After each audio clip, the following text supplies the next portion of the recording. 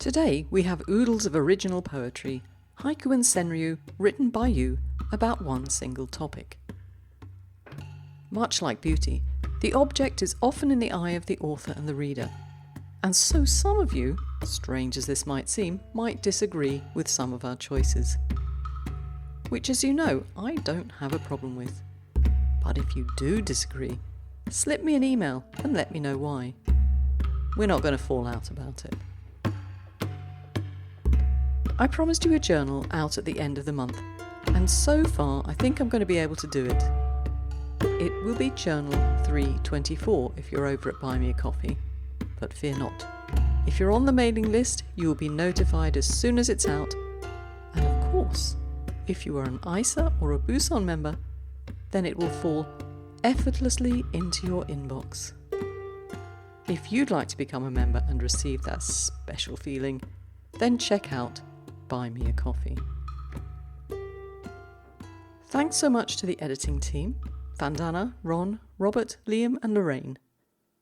It was Lorraine's last session of editing with the team, so it was a bittersweet edition this time. Goodbye and good luck to the lovely Lorraine, and next time we'll be welcoming Lev Hart and Matt Defibor to the Haiku and Senryu team. They've already done a little bit of work on the flashku, but you'll find out about that next time. Remember, we're expecting Senryu from you in the next submission period.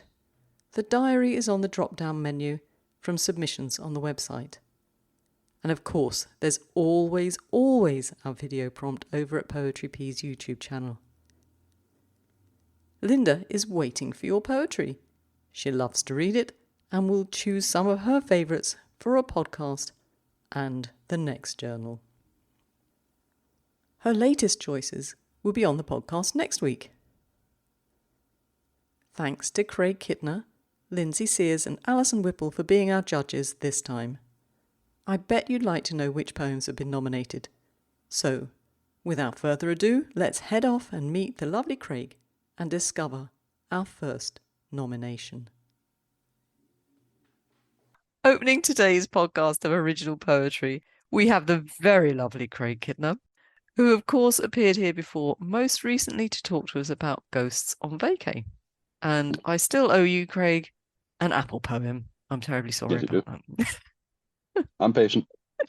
Yeah, I think you'll need to be. I don't think I've written anything for ages and ages. And if people don't know what we're talking about, they can go and have a look or listen to episode 10 of this series. I would just remind you that possibly Craig would be waiting on some poems from you too. Craig, it's so lovely to have you back. Thank you so much for coming back and doing this for us. Thank you. It's always a pleasure to be here. And it's a shame I'm not using the video because Craig has got the most gorgeous hat that I think I want on the top of his head. It's brilliant. Enough of that because he's going to tell me about the wonderful weather he's having and I don't want to hear that again. Thanks, Craig. Thanks for doing this, as I said. So tell us, who have you chosen and why? I chose a haiku by Ben Oliver. Hilltop meadow, cows drift in and out of cloud shadows. Hilltop meadow, cows drift in and out of cloud shadows. Let's start with the rhythm of this haiku. It's cyclical. 4 beats, followed by 5 beats, and ending in 4 beats. And the subject is cyclical too. Light and shadow crossing the meadow in the pattern of the clouds, and the cows circling the meadow in their pattern of grazing. And these patterns are natural. The cow's instincts are guiding them in the most efficient way to feed, and the shadow casting clouds are riding the flow of the wind. But what about separating part of the land and assigning it a singular purpose? What's in the name meadow, and what all does that concept contain? This is what dances through my mind when I contemplate Ben's sweet and delicate haiku, which I'd like to point out is a great one for a languorous summer. And I have known meadows like this. In fact, I would go as far to say that certain memories are synonymous. Memories of a meadow are synonymous with some summer experiences from my youth.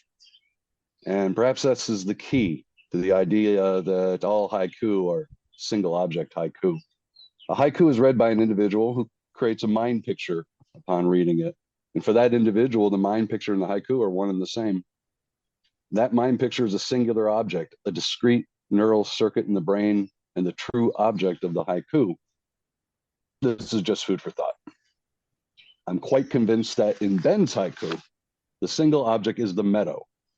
The cows and the clouds and their shadows are the elements that provide the meadow with an identity.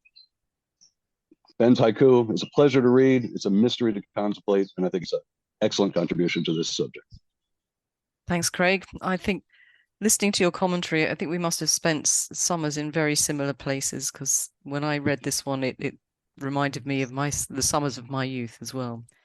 And I'm so pleased you mentioned the symmetrical nature of this poem, because I think if people want to go back to, I can't remember which conference it was from the Haiku Society of America, but Jay Friedenberg, I think, did a talk about that, and I'm sure it must be on their YouTube site, about how that sort of symmetrical nature it seems to appeal to us humans quite strongly.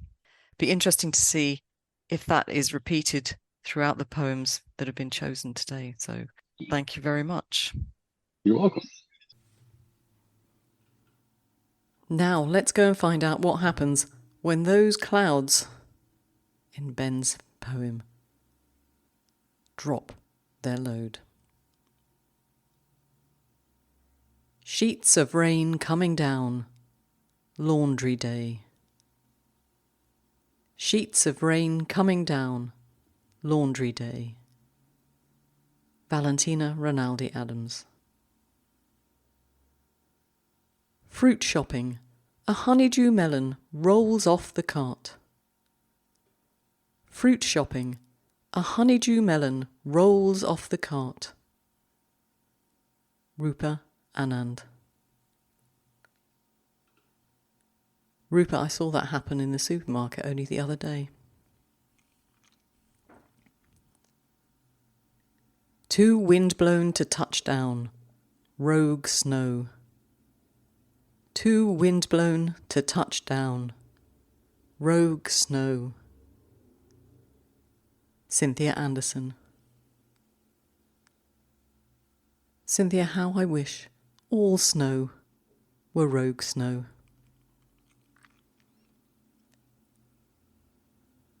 A goldfinch pouring his heart into song. A goldfinch pouring his heart into song. Susan Andrews.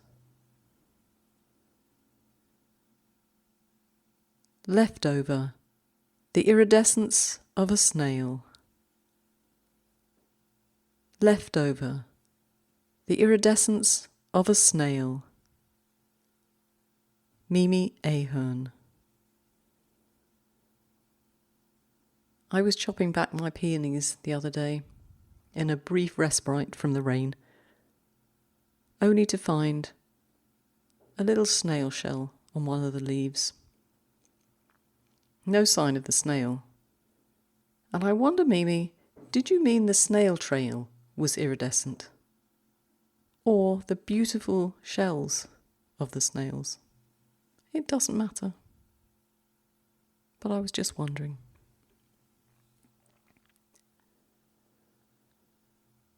One choice, the open gate to daisies.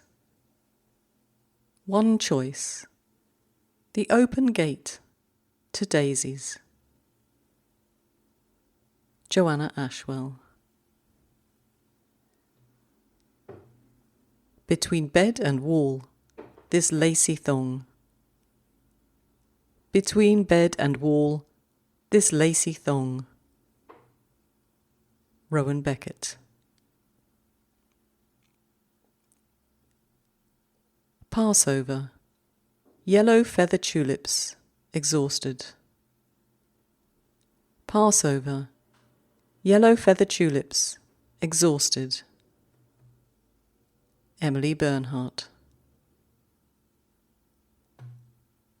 Without a sound, the slow meander of a raindrop. without a sound, the slow meander of a raindrop. Mona Bedi.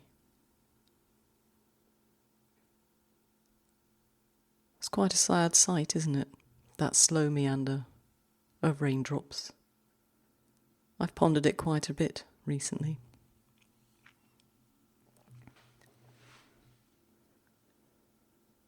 Dragonflies swarming at the pond.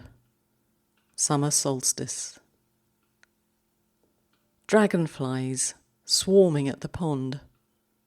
Summer solstice. Richard Bailey.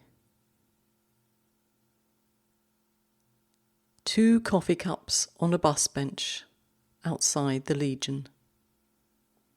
2 coffee cups on a bus bench outside the Legion.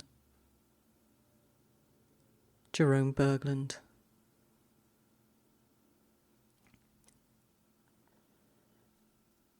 Tired smile.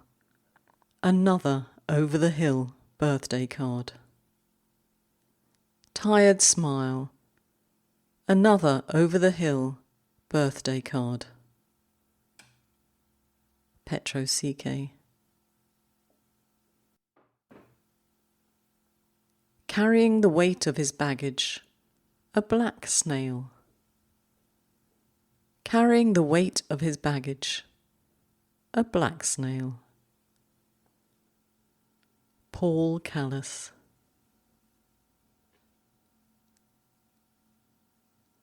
Hitchcock sort of day, a feather falls on my sidewalk. Hitchcock sort of day, a feather falls on my sidewalk. Pris Campbell. Pris, I like the illusion there. Thank you very much. Lemongrass oil spill. My luggage arrives anointed. Lemongrass oil spill. My luggage arrives anointed. David Cox. The blind beggar recognizes my voice. Deep winter. The blind beggar recognizes my voice. Deep winter. Alvin B. Cruz. Our mouths the same O-shape. My son's first word, unbleeped. Our mouths the same O-shape. My son's first word, unbleeped. Tracy Davidson.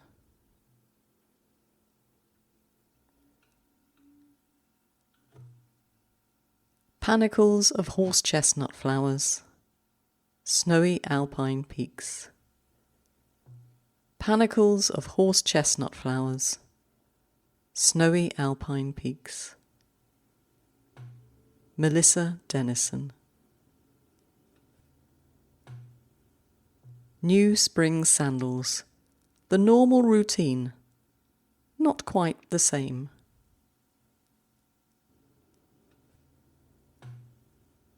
New spring sandals. The normal routine. Not quite the same. Marie Durley.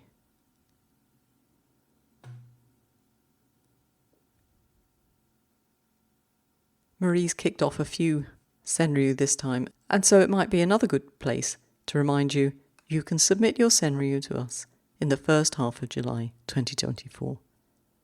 I've done a couple of podcasts on the topic, episodes 23 and 25 of this series, and I'm going to add a few more inspirational poems to the next podcast.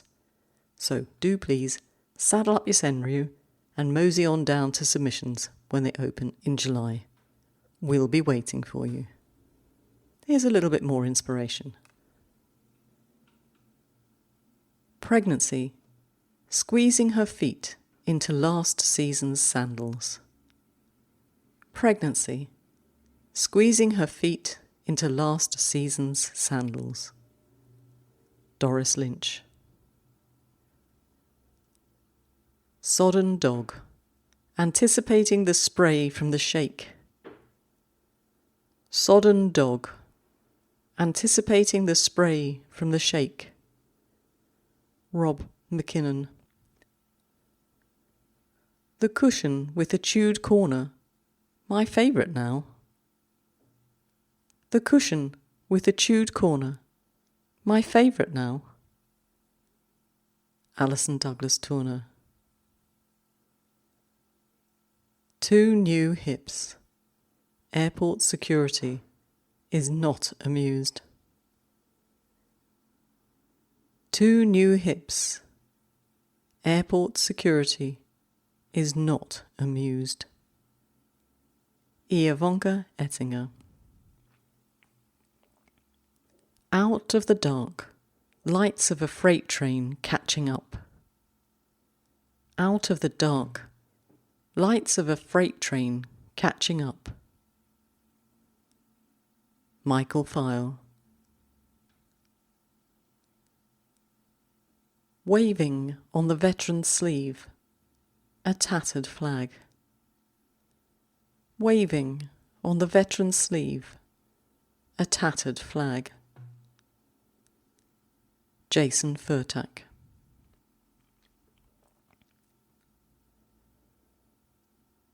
A rainy day, the earthworms crawling across the road.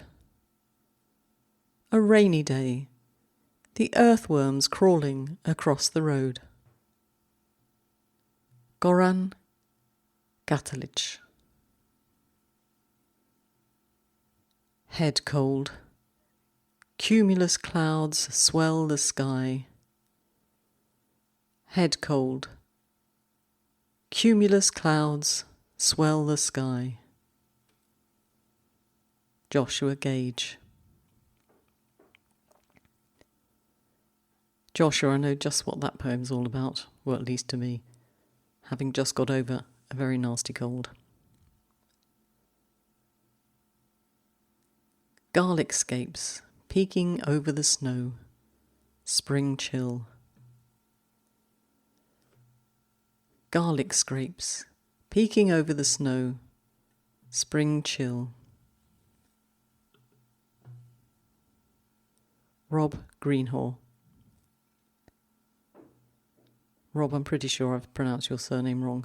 My apologies. But Rob and I were talking garlic when he submitted this. So a little update, Rob, on my garlic. They're not looking too clever just at the moment. Don't know what I've done wrong. Maybe it's all the rain. Inchworm measures the width of each leaf. Inchworm measures the width of each leaf. Ruth Happel.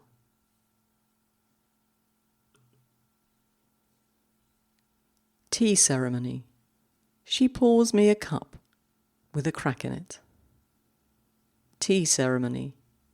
She pours me a cup with a crack in it. John Hawkhead. Among spiders, the wasp's wings, silent now. Among spiders, the wasp's wings, silent now.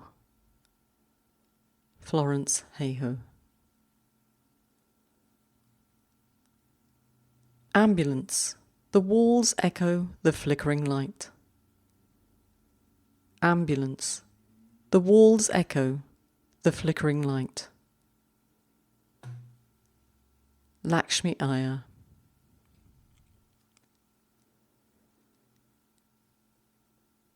Nature calls, the birds don't think twice. Nature calls, the birds don't think twice. Peter Jastrzemski. Clear blue sky, the white plain leaves no contrail. Clear blue sky, the white plain leaves no contrail. Emile Carla. Sunlight, now bougainvillea pink, old childhood lanes. Sunlight, now bougainvillea pink, old childhood lanes. Sangeeta Kalarikal. My young hairdresser, working furiously to make me look young. My young hairdresser, working furiously to make me look young. Colette Kern.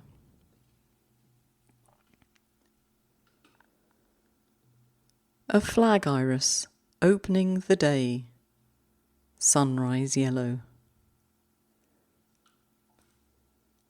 A flag iris opening the day, sunrise yellow. Laurie Kiefer. Laurie doing her bit there to inspire me in my garden recreation. Thank you, Laurie. Highbrow diction, fumbled pronunciation, cautionary tale. Highbrow diction, fumbled pronunciation, cautionary tale. Wayne Kingston. I think Wayne's been listening to me recording these podcasts.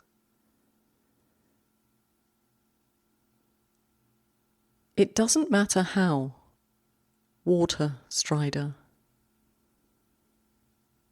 It doesn't matter how. Water Strider. Ravi Kiran. No longer wriggling from the robin's beak. A worm. No longer wriggling from the robin's beak. A worm. Kim Clue. My bare legs in green grasses, dewy blades. My bare legs in green grasses, dewy blades. Linda L. Ludwig.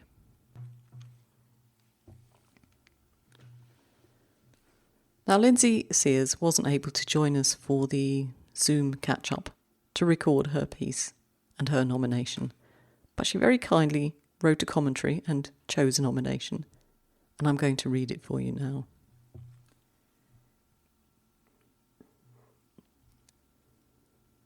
Beached boat, waiting for the tide to come home. Beached boat, waiting for the tide to come home. Yvette Nicole Cologgi. Ostensibly, this poem is about a boat, and our first image, through Yvette's use of hard consonant alliteration of beached boat, is of a boat that is most definitely stuck and still. I instantly think about hiking the water's edge and how often I come across some old weather-worn skiff that looks like it may never get underway again. In the following two lines, there is movement. Waiting for the tide to come home. We are invited to consider the relationship this boat has with the coming and goings of the tide. Suddenly, the beach state of this boat seems temporary, or at least only half its story. Because while the boat must be still, while the water is gone, we are reminded of its potential to float again, once the water returns. How clever to acknowledge the way this boat can hold the feelings of stillness and movement at once. I might have a momentary wabi-sabi reaction to an old beach skiff as I amble by, but I appreciate the way this poem asks me to sit with this boat a bit longer, watching the flood tide slowly urge the boat back into buoyancy. I'm drawn too to the poem's defiant quality, The themes of boating and returning home are traditional summer kigo. Far from being redundant, however, the effect of the double kigo draws attention to the leisurely pace of a day-long excursion that might be bookended by the stillness and the movement of the boat. I love how the ambiguity in the phrase "to come home" opens that space for the reader that we look for in haiku. There's something tender and nostalgic in waiting to come home. With this, Yvette's sketch of life observation transcends the boatness of the boat to become an experience of transience that is universally resonant. Finally, I note that the boat depends on the patterns of nature and not the other way round. So again, this poem holds two ideas at once. These patterns can mirror the many ebbs and flows of our lives, but limit and define them in some ways too. Thank you, Lindsay.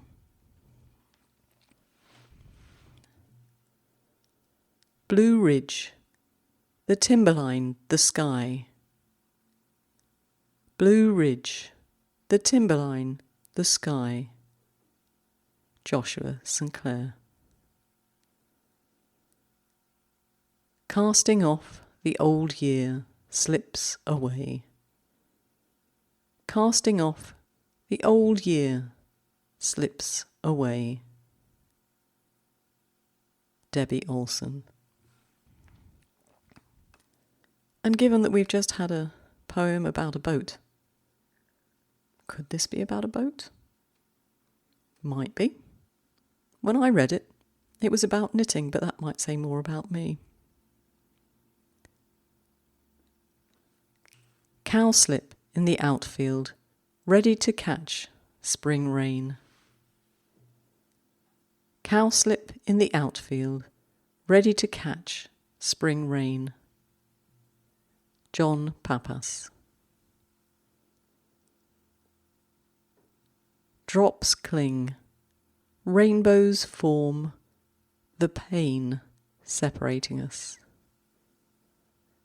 Drops cling, rainbows form, the pain separating us. Marjorie Pizzoli.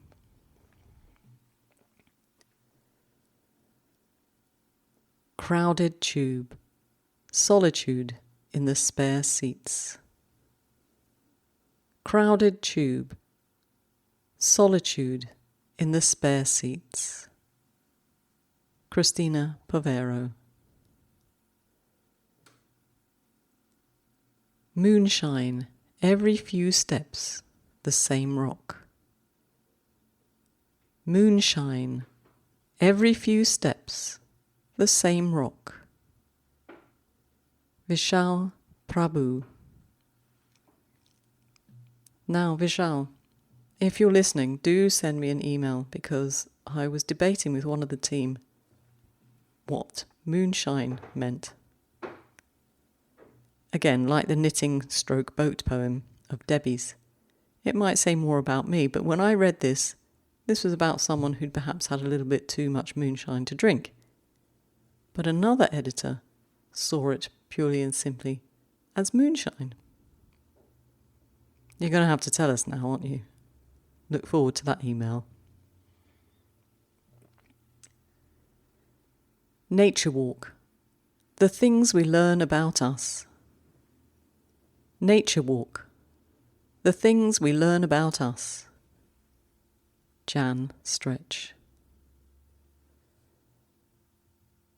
Vesper Palms, the priest's evensong in Latin.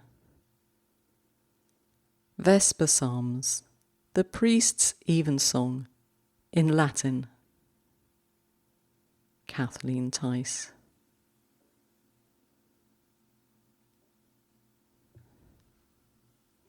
Firefly, tizzy circuit of a self-lit path. Firefly, tizzy circuit of a self-lit path. Kavita Ratna. reflecting on the freshly varnished floor, a flight of wild geese. Reflecting on the freshly varnished floor, a flight of wild geese. Sébastien Revon.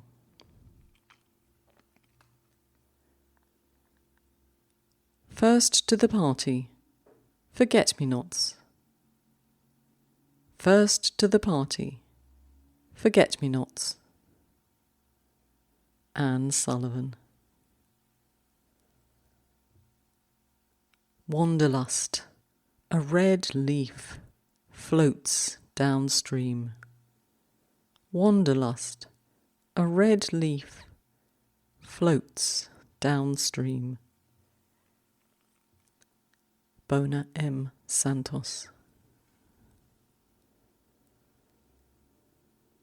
Magnifying glass. The ant also stops to look at me.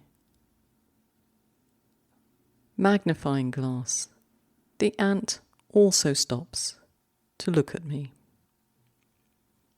Minal Sarosh. Spring drapa. Its golden nectar finds the first bee. Spring drapa. Its golden nectar finds the first bee. Bonnie J. Shearer.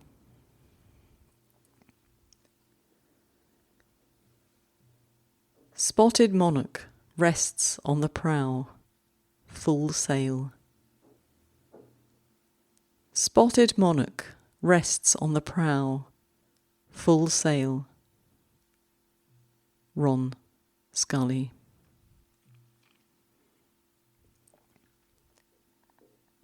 Still waiting for a warm, windless day, my summer hat. Still waiting for a warm, windless day, my summer hat. Jenny Shepherd. So Jenny, have you had that warm, windless day yet? Perhaps not. Scent of spring, a friend's letter in my pocket. Scent of spring, a friend's letter in my pocket. Nina Singh. Pebble in my shoe, each step a reminder of the path. Pebble in my shoe, each step a reminder of the path. Nalini Shetty. Darkest night, the light in a cat's eyes. Darkest night, the light in a cat's eyes. Shrini. I do hope Keith Everts is listening, because he will love the rhyming in that poem. Small brown snake curled in the cradle of a tree, a wren's nest. Small brown snake curled in the cradle of a tree, a wren's nest. Joan E. Barrett.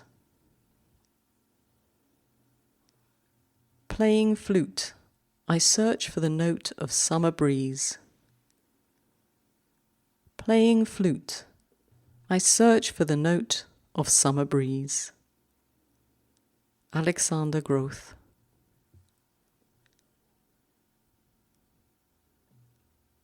Immersing itself in a pile of leaves, autumn twilight. Immersing itself in a pile of leaves, autumn twilight. Arvinder Kaur. Dad's letters in the old shoebox. Time machine. Dad's letters in the old shoebox. Time machine. Natalia Kuznetsova. Coming close, moment by moment, total eclipse. Coming close, moment by moment, total eclipse. Biswajit Mishra.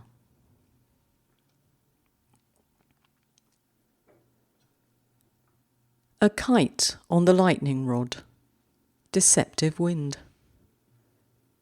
A kite on the lightning rod, deceptive wind. Marcia Moldovan.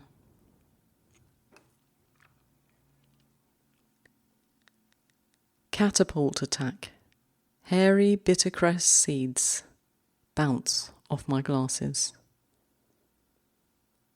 Catapult attack, hairy bittercress seeds bounce off my glasses. Richard Tice. I wasn't sure what bittercress looked like, so I went off and did a bit of Googling, obviously, only to find I had quite a bit of it in my garden. I was telling Richard this, and I'm sure he told me that once it flowers and seeds, the leaves aren't as nice as they are before that. Luckily, I managed to find some pre-seed and flower and had a little nibble. Do you know what? It's quite nice. I'll have to look out for it again.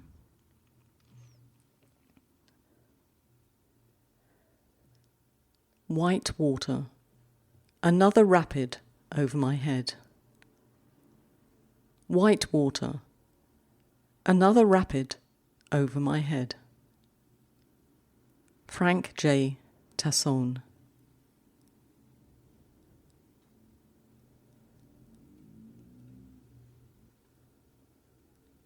Rippling lake.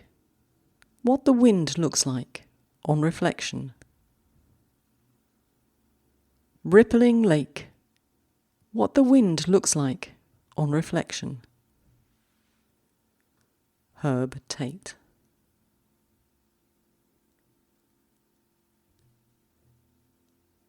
In a quiet grove walking, a handful of sky. In a quiet grove walking, a handful of sky. C.X. Turner. Waves crash on the shore, sand caught up in the sound again and again. Waves crash on the shore, sand caught up in the sound again and again. Steve Ullum.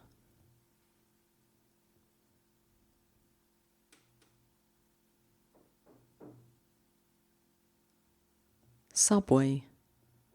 A quick passage in the Bible. Subway. A quick passage in the Bible. Jamie Wimberley.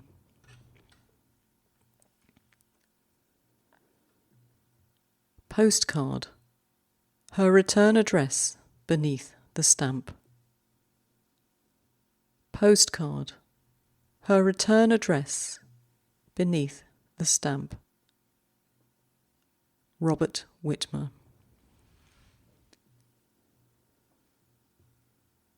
$90 and very little sense.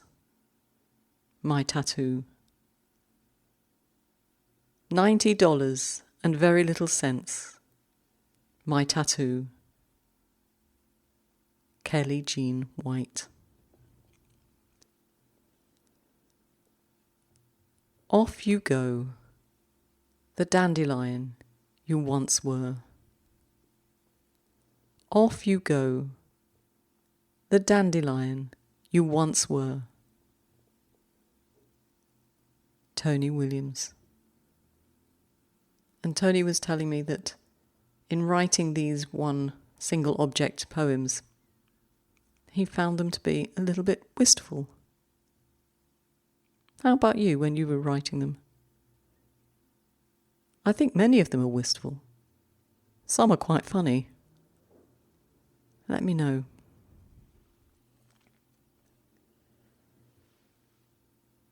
Drifting, the dust, dusting. Drifting, the dust, dusting. Anna Yin. Delivery room. In my arms. Pink moon. Delivery room. In my arms. Pink moon. Nitu Yumnam. Birthday I will never forget. The rotten cake. Birthday I will never forget. The rotten cake. Hassan Zemori.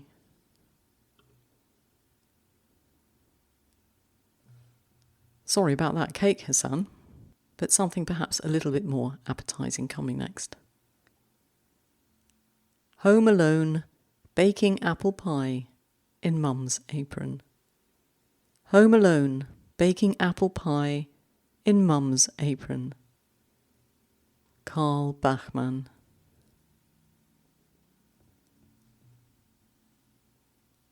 Sniff and scratch. Trimming roses for new blooms. Sniff and scratch. Trimming roses for new blooms. Krista Pandy. Krista, apart from the scratches I get, that's one of my favourite jobs in the garden. Particularly round now because you know there will be more blossoms. I've got a vase full of absolutely gorgeous apricot flowers that smell divine. And so we've nearly finished. A couple more poems left, one of which is a nomination. And so we're off to visit with Alison Whipple, who's going to let us know who the last nomination is. To close out today's original poetry, I have a nomination from, yes, you've probably guessed, the lovely Alison Whipple. She has had her own podcast and blog, The Culinary Sajiki, which I think is on sabbatical, Alison, at the moment. Am I right? It is. I'm focusing on the book manuscript now. Are you going to give us a lowdown on how it's getting on, or is it too soon to say? It's getting on. Working with food and food only as a seasonal reference has presented some challenges, and I at the end of May I ended up scrapping the whole draft and completely restructuring it, but it's going much better now. Actually, sometimes you just have to throw in the towel and admit it's not working and start over. Mm-hmm. So it's still going better. Going. And every failed manuscript is a learning experience. Yeah, I think we probably all appreciate that, or, can learn to appreciate that anyway. You've also got another little project going on at the moment, which I'm sure is taking up much of your time, because there's a new little puppy in your life. There is. And she's gorgeous. I look forward to watching her grow up on Instagram, where other people can join you and watch too. And of course, quite apart from Mabel, there's the new business that you have got up and running with Pilates. I have a Pilates studio out of my house. You're also, is it secretary for the Haiku Society of America? Newsletter editor. So I can hardly breathe just thinking about all that you get done. I can't think about it too much, and because otherwise I also get overwhelmed. Because I also edited the quarterly newsletter for my neighborhood association. Okay, well let's calm down a little bit with your choice for the judges' nominations, Alison. What have you chosen and who? All right, I have selected a haiku by Robert Kingston. Family tree, a fading light rides the thick branches. Family tree, a fading light rides the thick branches. I consider this a virtuosic haiku because it focuses on a single object and yet has the potential to be read two ways, one literal and one metaphorical. In the literal reading, I envision a large deciduous tree on an expansive swath of property with an old and stately house nearby. The land, house, and tree have belonged to a particular family for generations. The fading light could refer to sunset at any time of year, or it could denote the season of autumn. Personally, I picture an autumn scene with slow fading light filtering through the strong, hardy limbs and abundant red leaves. The wind comes along, shaking the thick branches, giving the sense that light is bouncing around along for the ride. But this haiku is more than just an elegant pastoral scene. Family tree can also refer to the type of document that charts the births, marriages, and deaths through the generations of a particular family. I envision a chart in which the branches of ancestors are full and expansive, but the more recent generations are thinning, leaving more white space on the page. This haiku makes me think of my paternal grandfather and his sadness when he realized that his only 2 grandchildren were not likely having children of their own. He sometimes lamented out loud that his family line was coming to an end. Whether interpreting the haiku literally or metaphorically, I think that the poem does an excellent job of embodying the concept of wabi-sabi. On a literal level, the impermanence of light evokes the knowledge that someday the tree itself will die. On a metaphorical level, the fading light reminds us that even long-established families fall into decline and fade away. The beauty of this simple scene is a profound reminder of the impermanence of all things. Well, thank you very much, Alison, for that one. But before we head off and debate the nominations, would you be so kind as to read your poem that was selected for this submission period? Thank you. Tulips in bloom. Neighborhood rabbits eat the red ones first. Tulips in bloom. Neighborhood rabbits eat the red ones first. Do they actually? I've never known. I don't have rabbits. They did in my neighborhood. The ones all got eaten out of my yard. Okay, you got to replant next year, but no red ones. Yeah. Well, they were all supposed to be pink, and some of them came up red. I suspect because the squirrels, I think, dug up and replanted some. I honestly suspect that they dug some up from a previous yard and replanted them in mine and took some of my pink ones over to someone else's yard. Because there's another yard where they didn't plant any that had 3 pink tulips in it. Very odd. Very odd indeed. You can't trust squirrels. Yeah, can't. Thank you so much to all 3 of you, to Craig and to Alison and to Lindsay, for doing this for us. We're going to hop off and do some debating now. So you'll be able to find out in the journal who got the nod on the nomination and who are the honourable mentions. Thank you once again to all the editing team here at the P, and to our wonderful judges, Alison, Craig and Lindsay. Lindsay, I hope we're going to be able to get your voice on the podcast at some point. That would be terrific. If you enjoyed submitting and listening to the podcast, do tell your friends about us. Subscribe to the podcast wherever you listen or watch, and make sure you're on the mailing list. Something fabulous will be happening soon, and only the poets on the list will be invited.